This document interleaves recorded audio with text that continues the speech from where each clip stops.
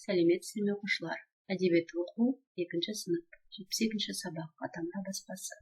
Бүгінгі сабақтың тақырыбы ботақан деп аталады. Олай болса, каналға тіркелуді ұмытпай, сабағымызды әрі қарай жалғастырамыз. Бірінші тапсырма жұмбақты шеш.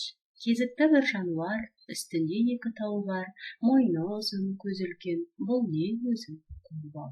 Әрине ол ботақан. Олай болса, екінші тапсырма халық шығармасының түсінік оқы. Ботақан. Бұлтта қандай ботақан, мамық жүнді майтабан, аққудай иіп мойынын маң-маң басып жайылған. Екі өркеші баладай, екі көзі танадай, шудалары жібектей, жез бұйдасы желектей, сырмақ жабу жарасқан, сыр мінезі әдемі. Мыңқ етпейтін момақан, осы біздің ботақан. Бұл жердегі ботақандай дегеніміз ол томпиған, бұйдасы дегеніміз ол мұрындыққа байланатын жіп, желектей деген желбіреп тұр деген мағынаны білдіріп тұр.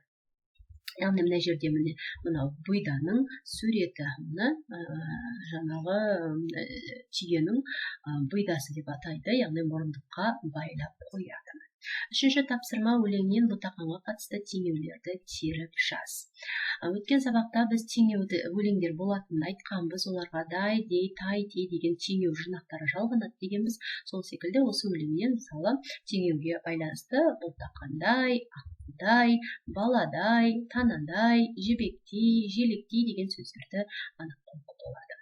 Төртінші тапсырма теңеу сөздерді қолданып ботақанды сипаттап айт дейді. Ботақан, ботақандай, аққудай, баладай, танадай, жібектей, желектей деген теңеу сөздер жазылған. Бесінші тапсырма кестемен жұмыс. Түйенің төлі бота. Иә. Ала бота жылқы жейтін шөп. Жоқ. Түйенің сүті шұбат. Иә. Түйесіне қымыз алмады. Жоқ деп жауап береміз. Алтыншы тапсырма түйенің пайдасы туралы ізден тапқан мәліметтерді кестеге түсір. Түйенің жүнінен жасалатын бұйымдар шұлық, ұлтарақ, бас киім, күрте, орамал. Түйе сүтінен әзірленетін тағамдар шұбат, құрт. Түйе терісінен жасалатын бұйымдар етік және белдік деп жазсам болады. Осымен бүгінгі сабағымыз аяқталды. Келесі кездескенше сау болыңыз.